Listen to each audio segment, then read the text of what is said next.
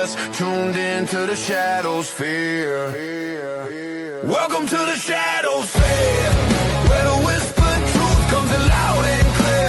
Laugh in the dark as the clues appear. Yeah, we shine that light in the Shadowsphere. Thanks for tuning in and welcome to the Shadowsphere. Skillz, hit record.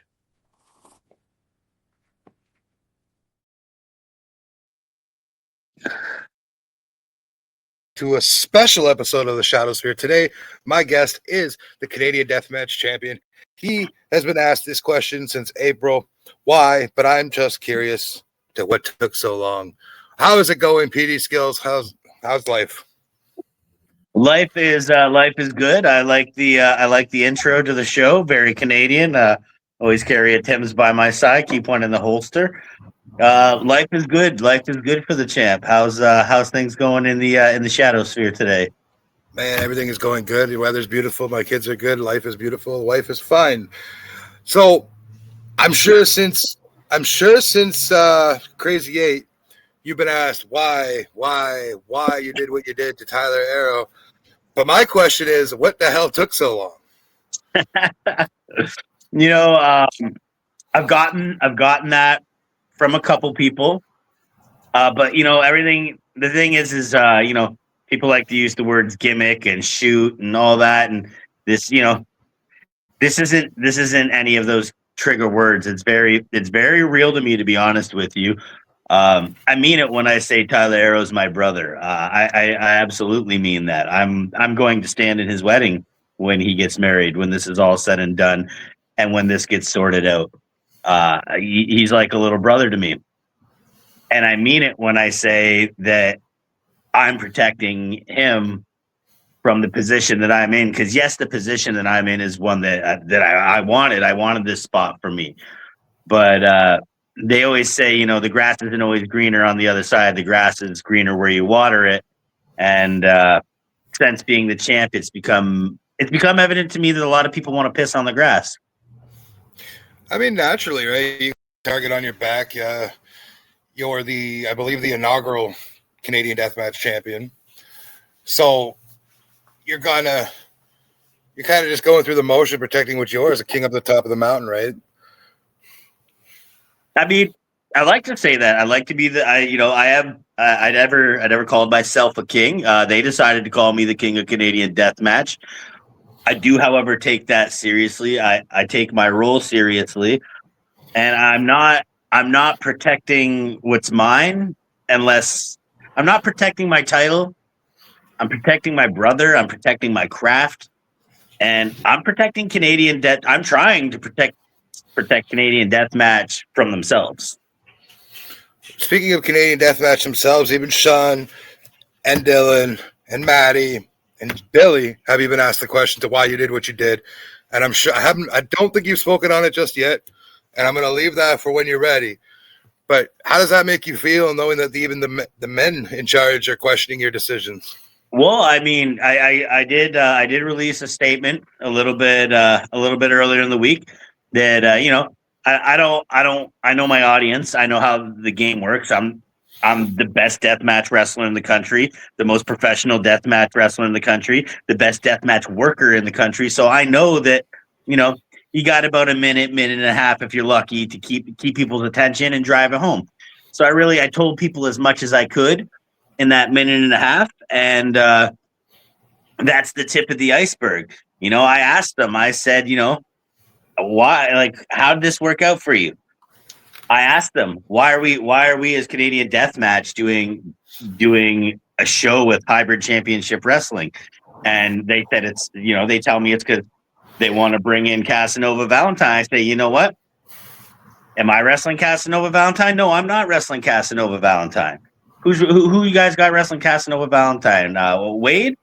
The hybrid champion? All right. Well, it's a Canadian Deathmatch show, and if you're not going to highlight the Canadian Deathmatch champion, if you're going to make the Canadian Deathmatch champion look secondary, I will save you from yourselves, and I will stay home with the championship so that your championship doesn't have to look secondary. And that's just That's what I did. Again, I don't want to use the words, things being a shoot and all that. But I mean, it is what it is. And that's a very real fact. And, there's been 2 occasions in my career I've been supposed to go toe to toe with Casanova Valentine, and he no-showed both of them. So you know what? I tried to warn them. I told them this in advance. Now Casanova Valentine's not showing up at Canadian Deathmatch, and neither am I. Oh, a lot of people on the streets are saying you're just doing it on purpose, that you're ducking Tyler going into Sneaky D's there on the 20th of June. Oh, I would never have to duck Tyler going to the Sneaky D's. I mean, he's booked to do an interview, but he's not booked to do a match. And I mean, good on him, because last time he did a match at Canadian Deathmatch and I wasn't there to, watch him, guide him, and be big brother, he put himself in the hospital. Right, which was, I believe, when we interviewed him earlier in the series here, he said that was the first big major injury he's had. That's taken him completely out. Yep, and that was the first time that I wasn't there. So I think Canadian Deathmatch is going to learn one collaboration at a time that they need to stick to their own. They need to build their own brand and stop letting other people get on the train. Now, before I get into the rest of my interview with you, I've been watching Canadian Deathmatch since the beginning. I attended my first event just a couple months ago here at the Crazy 8. I was supposed to go to last year's Crazy 8. Unfortunately, the timing didn't work out for me, as my kids wanted to go to Elimination Chamber. I was just going to say, fuck, the timing of that show didn't work out for anybody. No, it sure didn't. I mean, there was people there, and it was a great time, but a very real thing, Elimination Chamber being the same day, and yeah, it was definitely craziness. I was surprised. It's different. They're different offerings, right? So we got the crowd we would have got probably most likely anyways, minus a few casuals that obviously went to Elimination Chamber, but it was still a strong show and a good fucking time, loud ass crowd. So with that being said, coming into Germania back in April there, I had no expectations. I've watched clips, I've seen videos, I've watched matches online, but nothing prepared me for watching it live and in person. And my first introduction to live and in person is Tyler Arrow and Mr. Why am I spacing? Brandon St. James. Brandon, fine young man. Notice another champion that's not going to be there on June 20th. It's almost like the champs feel a little disrespected around here. Yeah, you both of you are taking different bookings. One's down in somewhere else in the state, and you're down in Windsor area for that day. Yeah, so I mean, like they can be missing the Canadian Deathmatch Championship. They can be missing the Canadian Deathmatch No Ring Championship, and they can have a show with a couple secondary ass belts like the Blood and Iron Championship and. Well, I mean, it's hard to disrespect NOW. They did have me out. They did treat me wonderful. But ISW ain't having me out, and it's half their title, so fuck them. With that being said, though, you, a man of the people in Ontario itself, as you said, the best deathmatch wrestler in Canada, I tend to say that Canadian Deathmatch started to change the scene in Ontario. There's lots of indie promotions in Ontario. You and I both know that. It felt like Canadian Deathmatch has kind of inserted new blood into Ontario. Yeah, it felt like a lot of people wanted to do what I do and not pay me, so they copied. Fair enough. All right. So enough with the Canadian Deathmatch stuff for now. Tell me, your traditional style wrestling, you're all over the map. You're all over Deathmatch. You're all over traditional. You have an event coming up this weekend of June 20th down in the Essex area, I believe. Yeah. 2 of them. We got the 20th. We got the 21st, both for NCG. The 20th in 20th in LaSalle, and the 21st in Leamington. I was down in LaSalle back in September. I had a hockey tournament there with my oldest child. A beautiful place. It's beautiful down there. Leamington and everything. I enjoyed it. But I got to ask, what got PD Skillz into wrestling? What is the origin story of PD Skillz? I mean, the origin story of PD Skillz and what got PD Skillz into wrestling, probably 2 completely different things. But I mean, it's honestly the tried and true story of, you always have that family member. Like for me, it was my dad. Some people it was their grandma. I don't remember a time that I didn't watch wrestling. Like it's as far back as my brain goes and my memory goes. It sure as like I remember my first, years of school or whatever the case is. I remember wrestling. I don't remember a time in my life where wrestling wasn't there, unless I was grounded. Because as a kid, I had untraditional groundings. My parents wouldn't ground me, to the house or from seeing my friends. They'd ground me from wrestling because they knew that fucked me up the most. Yeah, it's like me and my kid. I ground him from hockey, and he's all messed up about it. So, Oh yeah, it's real talk. My dad, I knew Raw would be on, and I'd find an excuse to talk to my dad because I knew he was watching Raw, and he'd be like, "All right, you can ask me your questions, but you can stand beside the TV." So I'm doing, and like little did I know, maybe that's what got me into wrestling. I stood, to the side of the monitor so long where I couldn't see it that I was like, "Wow, so this is how the wrestlers watch it." I'm destined. I'm just imagining the Bret Hart meme there, him standing next to the monitor watching. Yeah, that's what I'm saying. And you know what? I was a Shawn Michaels guy, and my dad was a Bret Hart guy. So I don't like Bret. Maybe him standing me next to the TV was like, I like Bret, but I'm still a Shawn guy. So maybe, all those years my dad was just making me stand next to the TV because he was a Bret guy. Who knows? To me, I don't think Bret Hart's as good as everybody says he is. Yes, he was good technical, but I don't think he was very one-dimensional in my opinion. I think Owen was the better Hart. I think Owen was the more entertaining. If he would have taken it to WWE, he would have flourished. Oh yeah, absolutely agreed. But like, I have a hard time. Like, I could have opinions about Bret's salty opinions and stuff like that, and take jabs and have a fun time. But the dude's a scientist. He's the scientist, and some people just aren't into science, and that's fine. I've got my own personal reasons behind him not liking him. So, hey, man. So you grew up. Where are you originally from? In Ontario. Windsor. Okay. A lot of my early wrestling career was in Tillsonburg, like the London area. Yeah. But I'm from Windsor. Okay, beautiful place. I like I said, I enjoyed it. This past September was the very first time I ever went down there. So, so I've seen that you've been on the cards like with Zilla Fatu and all of them. What is the biggest name you've been on with a card other than yourself, obviously being the biggest name? Geez, I don't know. It's hard to describe. It's hard to describe big. Because without name dropping completely and just making it like a list, I've wrestled champions from every major North American champion, like at their company, like every North American major company. I've wrestled one of their champions in one way, shape, or form. So it's hard to say, like I've wrestled, former NWA champions, ECW champions, Intercontinental champions, AEW TNT champions. On the TNA side, strangely, I've wrestled their champions as well too. Not on their shows, but their talent. So I don't want to sit here and list which one's going to be the biggest. I mean, as far as coolest for me, if we're being more modern, like rest in peace, it would be Brody Lee. Like that's a really cool one. Seeing everything that he got to do, I'm glad that I got to wrestle him on the way up. So that's one that I'll always think is cool.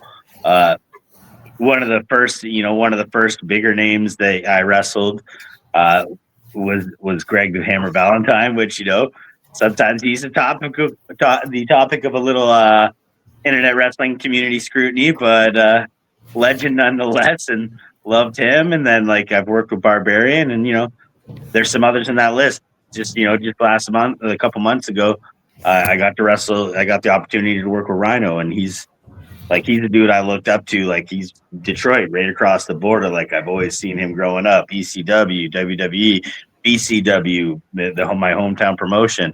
I've always. So that was dope. Like it's hard to pick one and say it was the biggest. That is, I mean, I want you to name drop, but you're not in the business of name dropping because, man, that is just. I gave three, and I gave 3, and there's others. I'm sure everybody knows how to use Cage Match or Oh, of course. Google the shit. But yeah, like those are some that like stand out as like cool, and it's no disrespect to any of the others because you know that shit's dope too. I guess I'm not asking to name drop for the likes of my video. I'm asking because I like to get to know who you wrestled and kind of imagine the styles. But you said Brody King. That is a Brody Lee. Brody Lee. Okay, so I thought I did hear that right. That is a big man. Huge Toronto Maple Leaf fan. Yeah, he is. Comes out of the same territory as Will Carroll. Yeah, I actually, like I said, I wrestled him on the way up, right? So, That's like, huge. I've known Will Carroll forever as well. Like, I used to run into him in Michigan all the time. He was always at shows. Like, Will Carroll is a fucking institute in independent wrestling throughout Ontario, New York, and freaking Michigan, and honestly everywhere these days. Fucking William, you be traveling. The more I learn about Will, the more I want to say he is becoming the Paul Heyman of the indie scene. He's Punk Heyman. I like that. Punk Yeah. Heyman. That is fantastic. So tell me a little bit more. I don't know how much you want to pull back the curtain, but on a day-to-day, I'm not asking what you do for work here. On a day-to-day, what does PD Skillz do to get prepared for a match? To get prepared for a match, honestly, I pace a lot. I panic a lot. I think of cool shit. You know, that's kind of there's no set preparation for getting ready for a match. I've been doing it for a long time. The older I get, the more important I realize it is to stretch for a long amount of time before I wrestle, and you know, eat decent, hydrate, but don't overhydrate. The real science. So I'm basically out here doing science, trying to keep it together. You know, Who smokes more weed, you or RVD? I don't know because I've never smoked weed with RVD. I don't know how much he smokes or. We got to get you guys on a card. That's a lot of money, but I mean, I'm here for it. Where do you draw inspiration from as a wrestler? So as a wrestler, actually, that's a good question.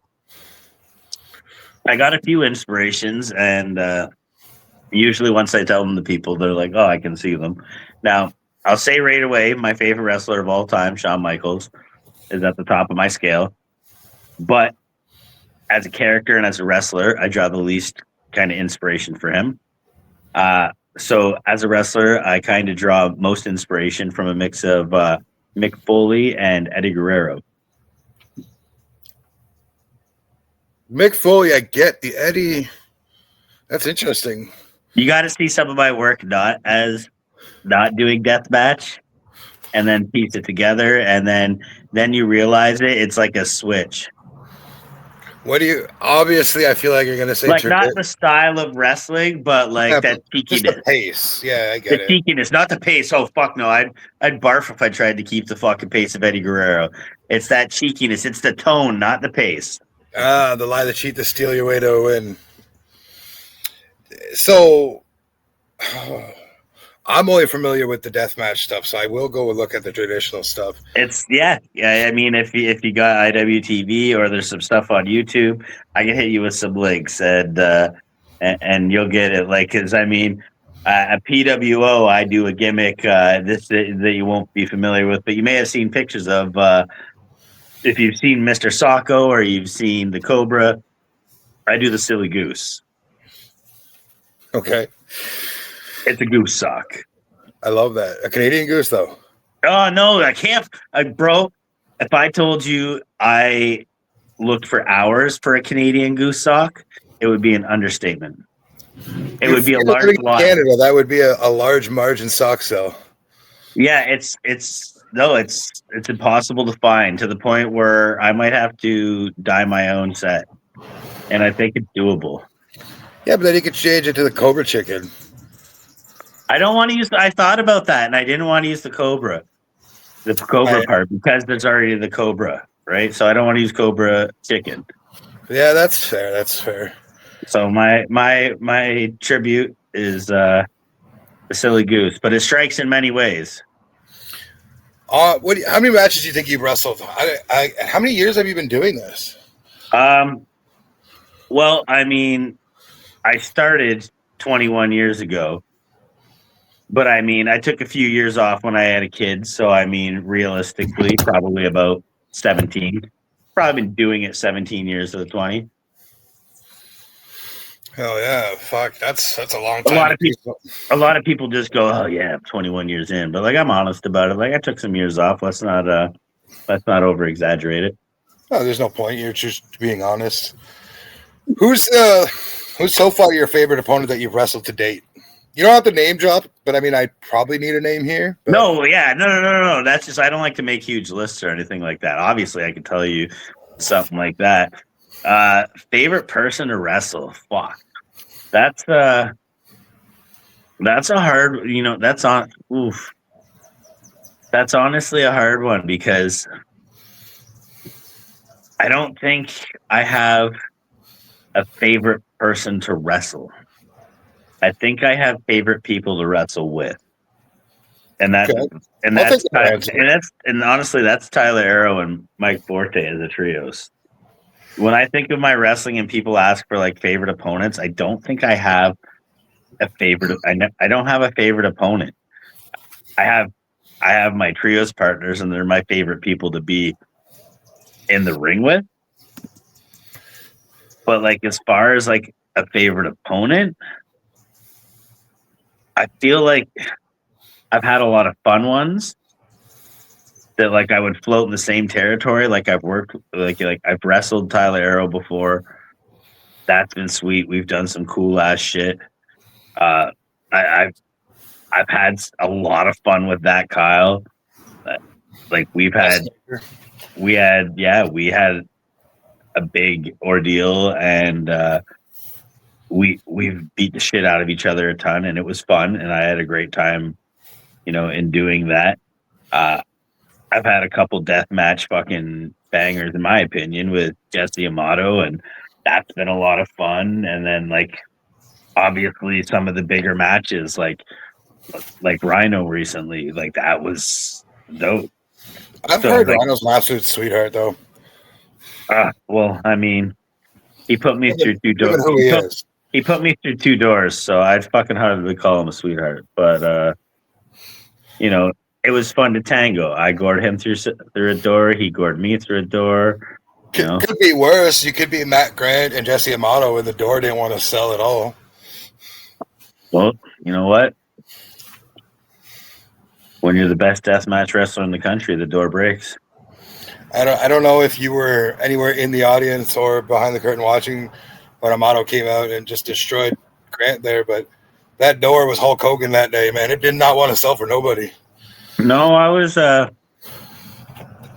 probably hanging out in the locker room by myself, getting ready to beat the shit out of the Green Phantom.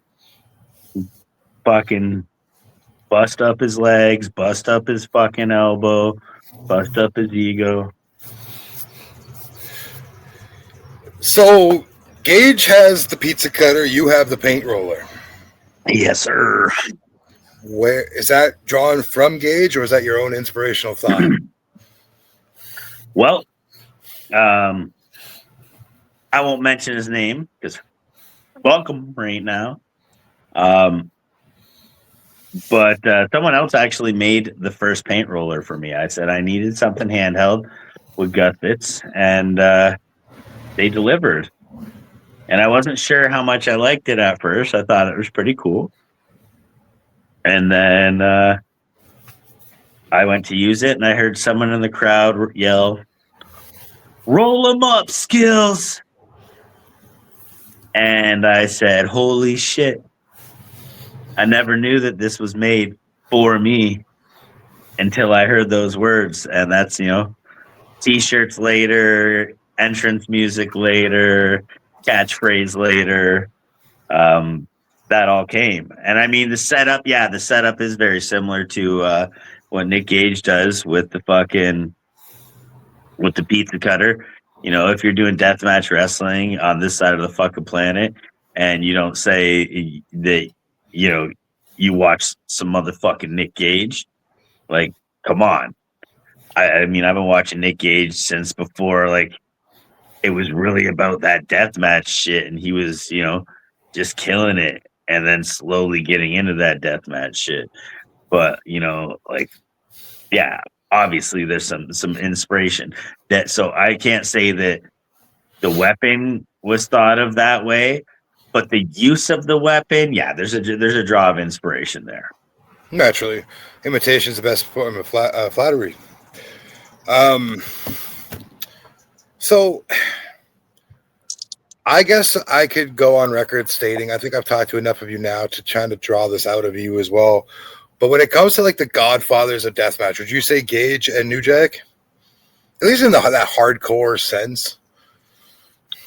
Ooh, that's hard because when you say like godfathers of deathmatch, like, I mean, there's plenty, but I'm like, those are two that come to my mind. Like, if we're talking this side of the planet, then you're talking.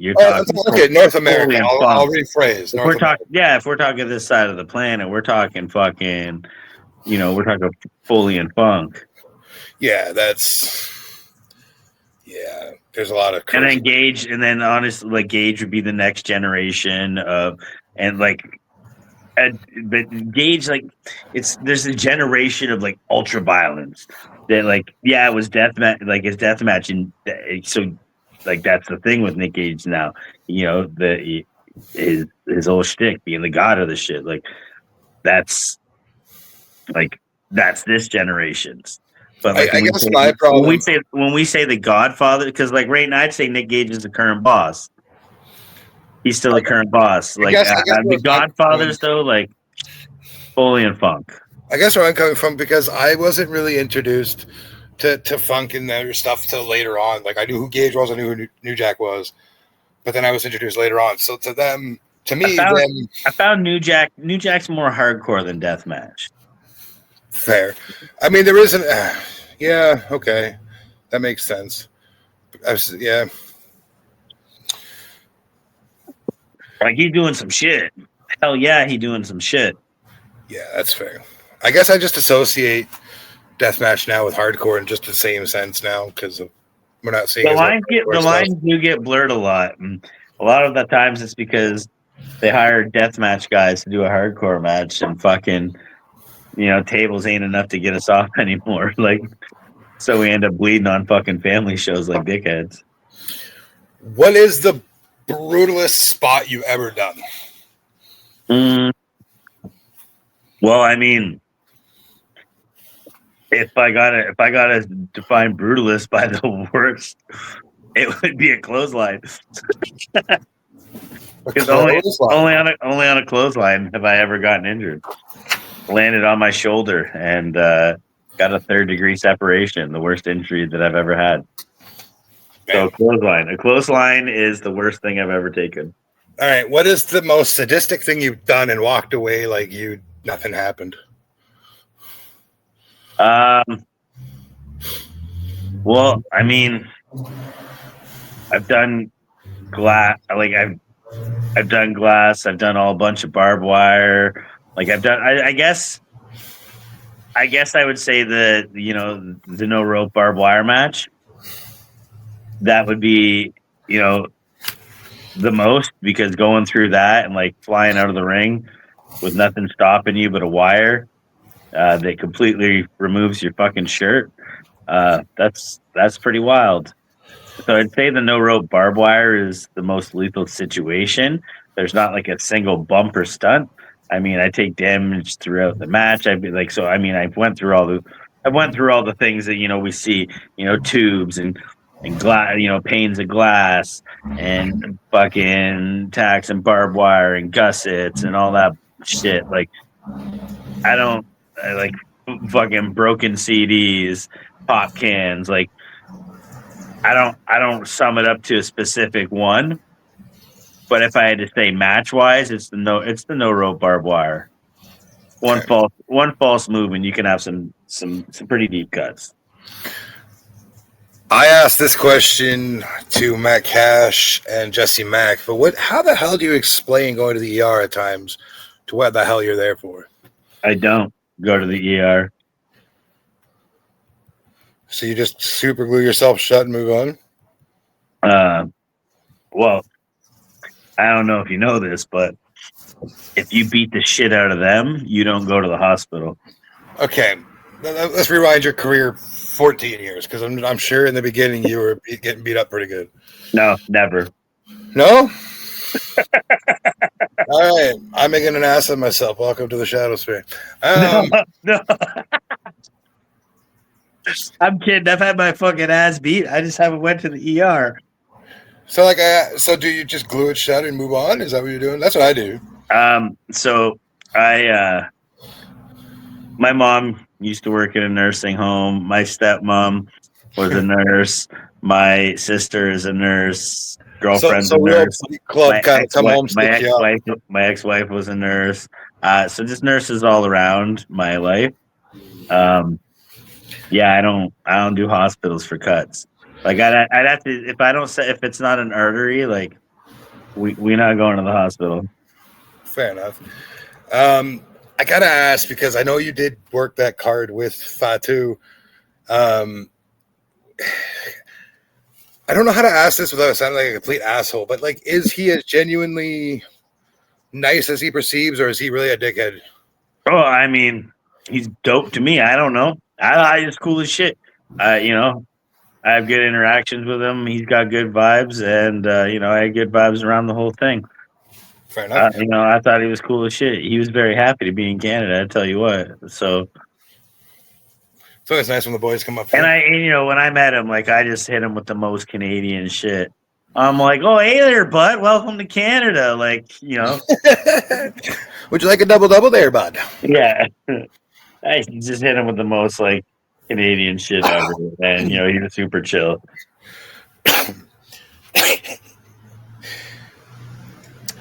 Obviously, your government name isn't, and I'm not asking for it. Your government name isn't PD Skillz. So where does the name draw from, and how did you get it? All right. Well, I mean, my name's Tim Gagno. That's cool. That's public. It's fine.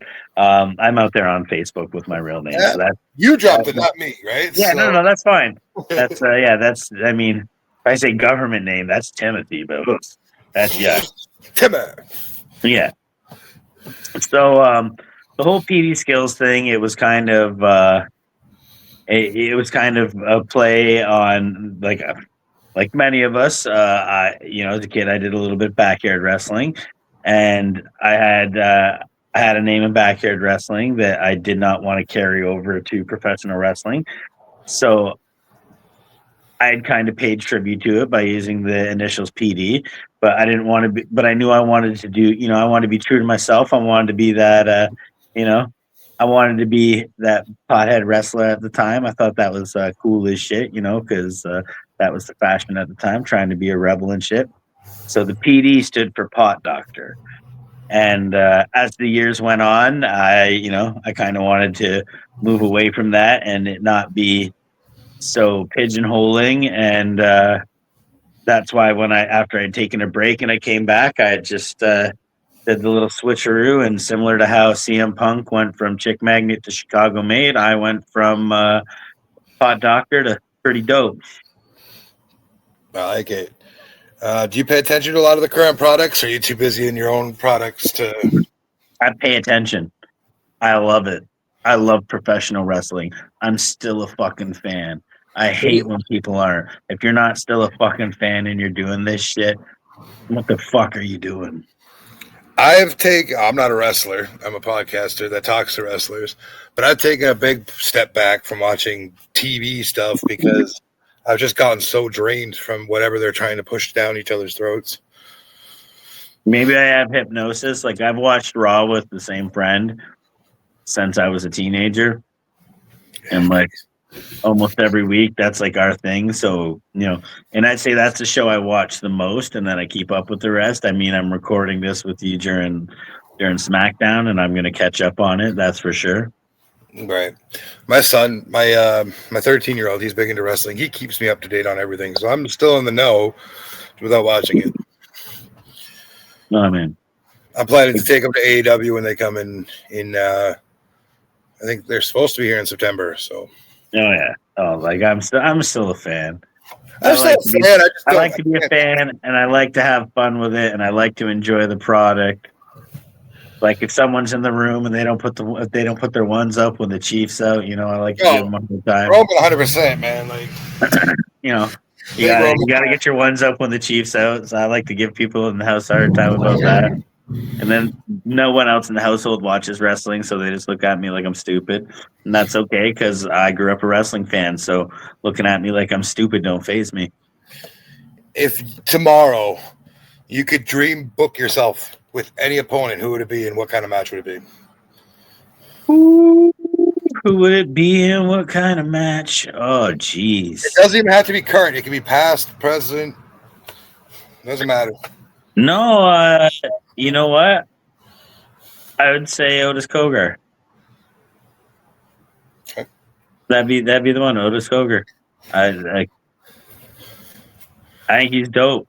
There was a point where I was going to wrestle him, and then things changed, and that was fine. I'm sure if people if they do the math, they can figure out what changed and why we are where we are today. But he's someone I think would be really dope to wrestle. I mean, he's now the 2-time, I believe, GCW Ultraviolent champion. He's in phenomenal shape. He's gotten himself in phenomenal shape. He's still got big dude vibes. I got big dude vibes, and I like to do big deathmatch shit. Do you have any dreams and aspirations to go over to Japan and do some hard deathmatch stuff? Yeah, I'd love to. I mean, fuck any deathmatch wrestler that says they're not. I mean, yeah, that should be your answer, but it's total shit. Yeah, fuck yeah. I want to go there. I want to go to the UK. Honestly, as far as things on the I haven't done yet list, I mean, that's it. I've done deathmatch here. I've done deathmatch in the United States. I've defended the Canadian deathmatch champion in the United States. You're welcome, guys. I've done it in several provinces. That's kind of all that's left. Once you've done a couple provinces, once you've done the United States, and I've done deathmatch in a couple of states. I haven't been to all of them. I'd love to go to all of them. That'd be dope because the legal ones anyway. Obviously, there's a lot. No, fuck it, illegal ones too. Let's cut each other in some basements. Let's go. But I'd like to go down to Mexico. I mean, that doesn't require me crossing a giant body of water, but I'd still like to go there too. I mean, that's what's left is hopefully going to other countries and getting to experience, the vibes of their show and the cultures around their shows. With that being said, though, too, and I don't want an answer directly from you. I just want an answer. Do you have your own timeline of when you're done? Oh, I do. Yeah. I have an answer. Whatever date that they put on my tombstone, that's the one. Oh, you're just riding that wave to the death, eh? I love it. I mean, if something stops me. Like something's gonna have to stop me. Right. That's fair. I'm never gonna say I'm done. Could I reach a time where I'm wrestling 1 or 2 matches a year at a fair because it sounds like a good time? Yes. But am I ever gonna be like, this is over? And make a huge deal about it? Nah. So you essentially want to funk the rest of your life? I don't know. I might. Okay. I like that answer. I mean, I like the funk. But Funk announced his retirement a few times. Yeah, so did Michael Jordan. We all know how that went. Yeah. Given I just say Michael Jordan, are you any bit of another sports fan other than wrestling, like hockey or basketball, maybe tennis? You know what? Growing up, I loved me some Blue Jays. I still, like watching baseball. I don't ever since COVID, I haven't followed sports as tightly, admittedly. So, I found year by year, it's just like it's almost like when people who get out of wrestling can't watch wrestling anymore because it's like, oh, those aren't the people I remember back in the day. And I struggle with that with sports sometimes, but I still like to take in anything live. Like it's a Jays game. I'd like to take in a couple of those a year if I can. Especially if I can catch it over here, like when they come here to Detroit. I missed out on that already this year, so that sucks. But those are the best ones for me to go to because I live in a border city. So it's like you're either a Toronto fan or you're a Detroit fan. And for hockey, I'm Detroit. For baseball, I'm Toronto. Oh, so you're a Detroit fan. Like you said, admittedly, you're not keeping up. How do you feel about your captain requesting a trade out of Detroit? I don't really care. Yeah, I got to ask. That's what's great. I still like to watch the game. It excites me. So if they're playing, they're who I'm rooting for. But honestly, any other time, I can still watch a game just for like the thrill of the sport. Like to watch for the the technique, the moments in the game. Like it's like I watch it like I watch wrestling. Or like I'm not watching for the result. I don't care who wins or loses. It's bullshit anyways. I'm just watching for the moments. Give me something I can remember. Where was a cool check? Where was a cool play? What was that dope pass in the game that made a difference? I 100% get that. As my kids have gotten older and got more competitive and they both play, like my two older ones play, and I've taken more of a keen to amateur hockey and minor hockey because oh fuck. Give me some NCAA any day. Like they're still playing some real hockey. Oh, it's like fucking NBA Jam compared to traditional fucking basketball. It's fun, right? Like they're still playing for the love of the game. They're not making millions to do it. Mm-hmm. So since you keep up with major professional wrestling, if AEW, TNA, and WWE gave you a call tomorrow morning, offered you $5 million each, who are you going to and why? Oh, they offer me $5 million each? Each company is offering you $5 million to come work for them. If I have $5 million from each, you got to pick one. So $5 million is the offer. All right. So here's the problem. I'm struggling. Okay. AEW's out. It's between TNA and WWE, but it's not for the reason that you think it is. If they're each offering me $5 million, here's the coin toss right now. I can make $5 million for less days in TNA, so I could work less for that $5 million and live longer and have my health longer. Or I could appease to my inner child and say, yeah, give me WWE's $5 million. I'll take it. Because I got to go do that because that's cool as shit. Fair enough. Again, I'm going to touch on the fact that you're still a current fan. What's the biggest storyline fuck up you've seen that you thoroughly don't understand and get? There's got to be a moment you went, what the fuck is this? Like, I know you said you don't watch it for that, but some storylines get carried away pretty well. No, I mean, for me, if I got my what the fuck ever, like, it's got to be the Katie Vick thing. Oh, he's fucked. Yeah, that was fucked. I always think of what are the moments in time where I was sitting there on the couch watching wrestling, worried someone else was going to walk in the room. Like sometimes 12 when sometimes watching professional wrestling in the Attitude Era gave me the same guilt as watching pornography, where I'm like, what would I think if my grandma came in the room right now? Yeah. During the Attitude Era, and Triple Kane is just raw dogging this mannequin in the fucking casket.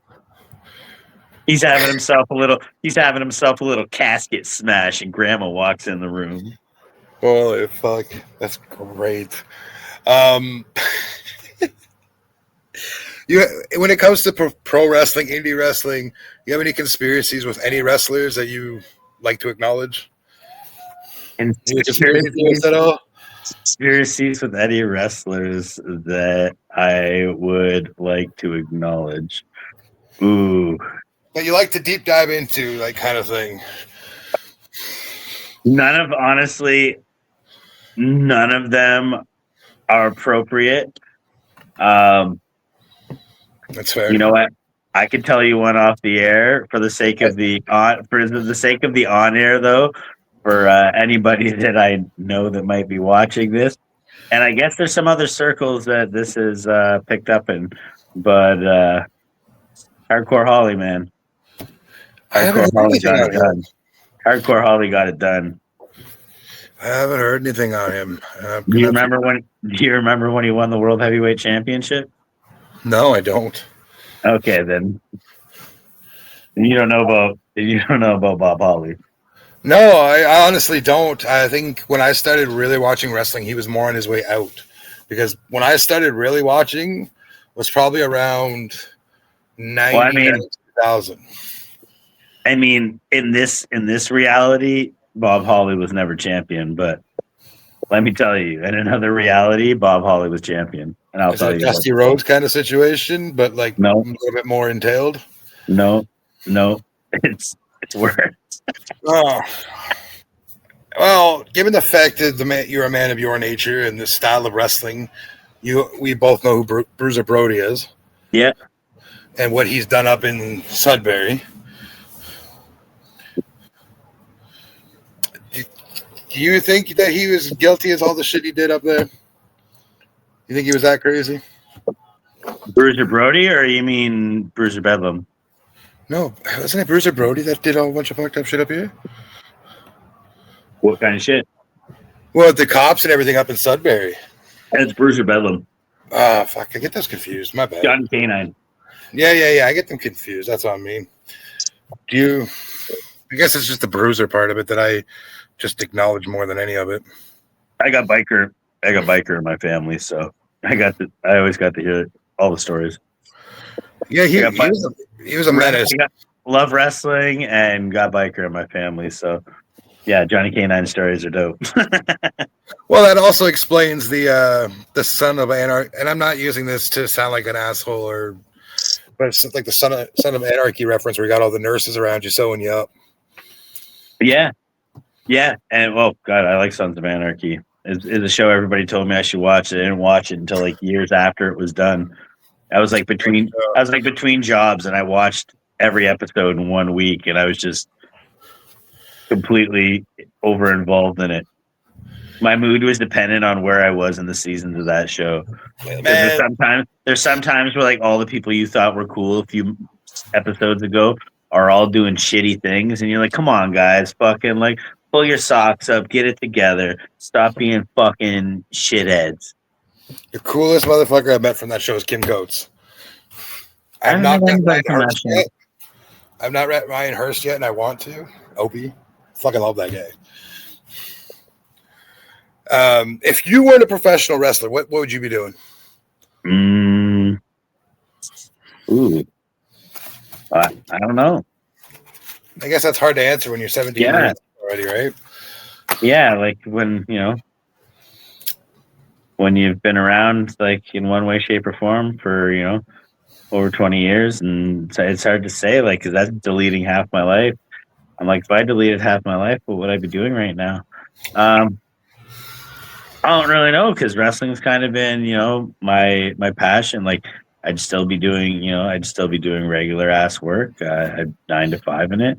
I'm doing that now. I'd be doing that anyways, I suppose. Yeah, I'd probably just be 9 to 5 in it. I didn't really like too many other sports that much. I mean, it wasn't my thing. Like, I liked wrestling in high school. That was cool. That was my exposure to that. But yeah, I don't know what else I would be doing. So you said biker in your family. Do you ride? No. No? But I have, in one way or shape or form, crashed everything I've ever ridden on wheels at least once, and I'm not looking to add that one to the list. I don't blame you. What's your most irrational fear? My most irrational fear. Like example, mine is roller coasters. And that's because of Final Destination. Mine, well, I mean, fuck.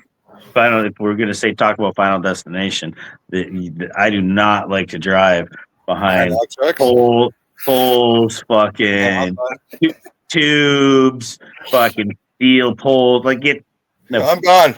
I get the fuck out of here so fast. I'm done. Like nope. Yeah, no, get out of here.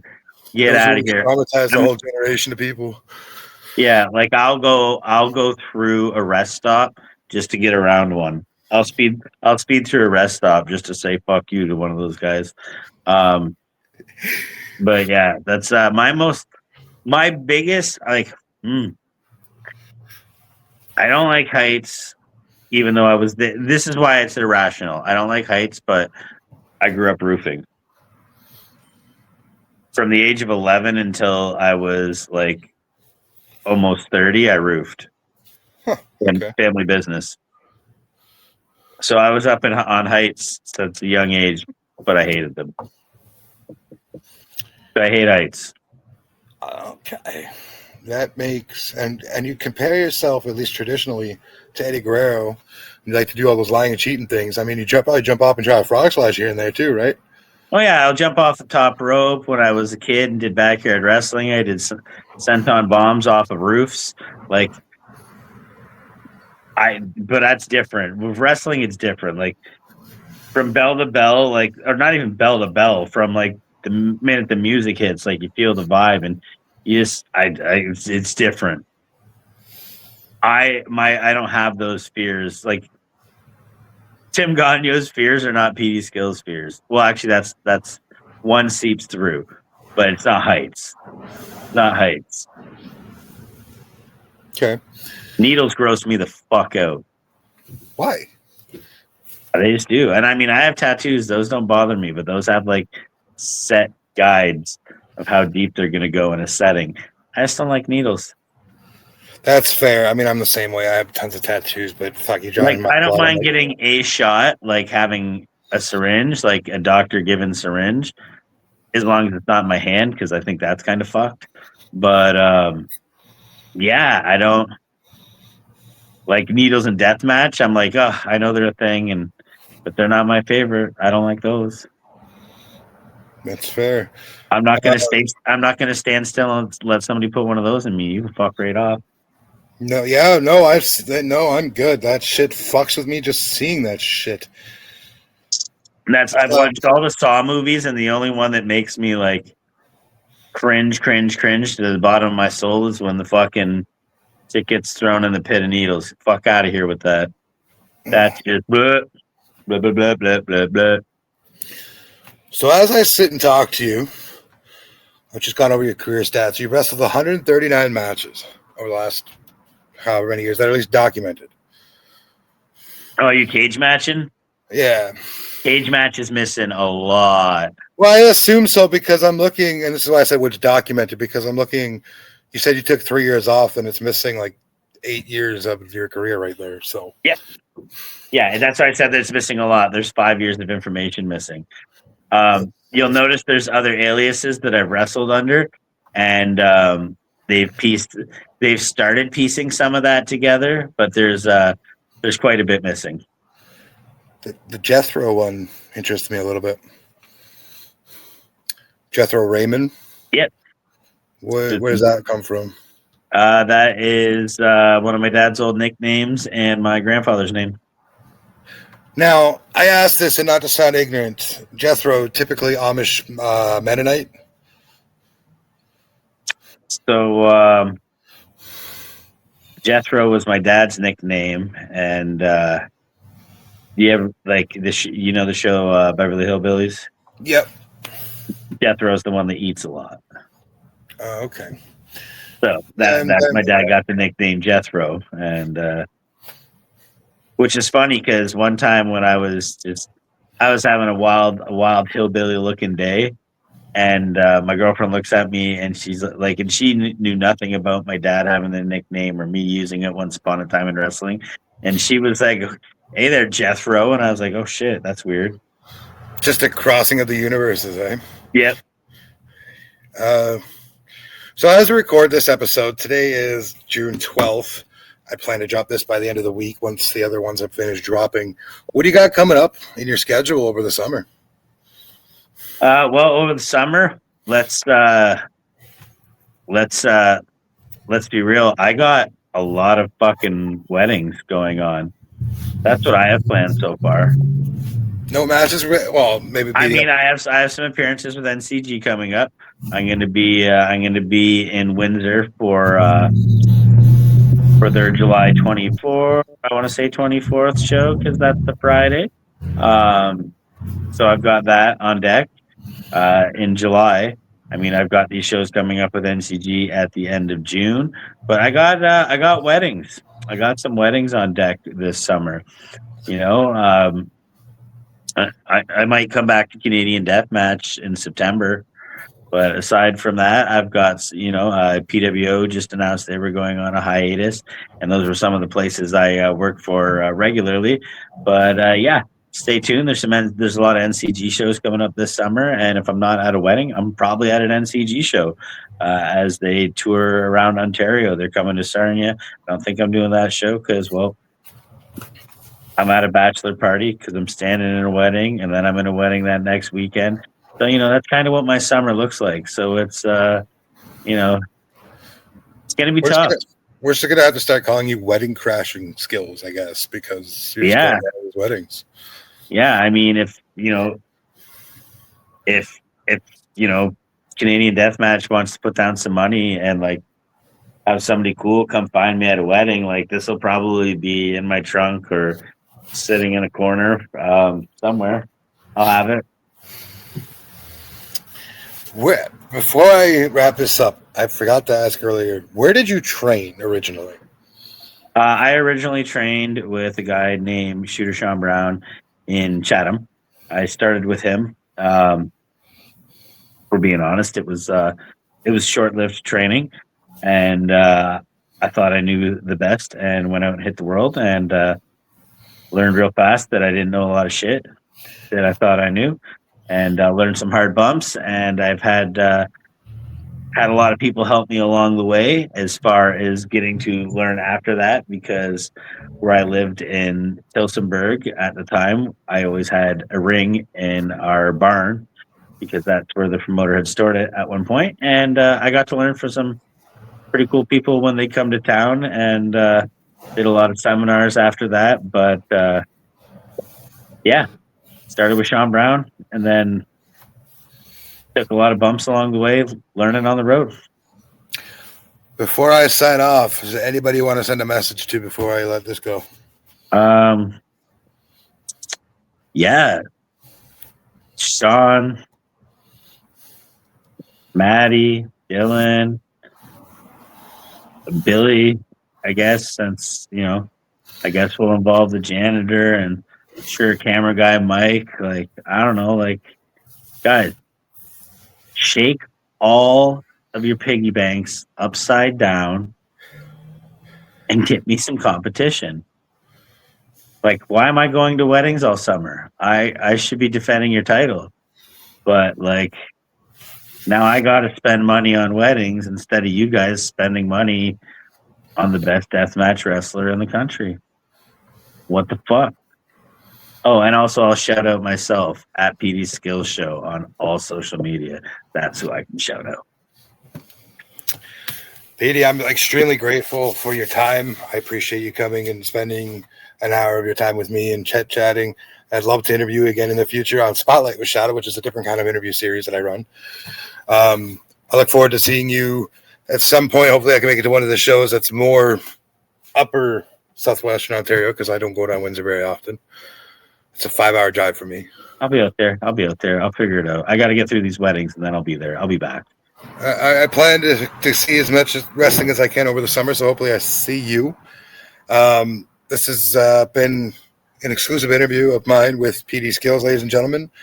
Make sure you're watching all things PD does. Make sure you're watching him beat the shit out of people across all of Ontario, all of the United States, maybe Mexico soon, going over to Japan soon. Putting that out there in the universe. He's going to get there and beat up some people there. Make sure you're going to your local indie shows and supporting everybody. Make sure you're supporting the indie wrestlers themselves, because indie wrestling is just a lot more fun than TV wrestling. With that being said, I'm Shadow. This is PD. Good night. Thanks for watching. Don't forget to like, comment, and subscribe.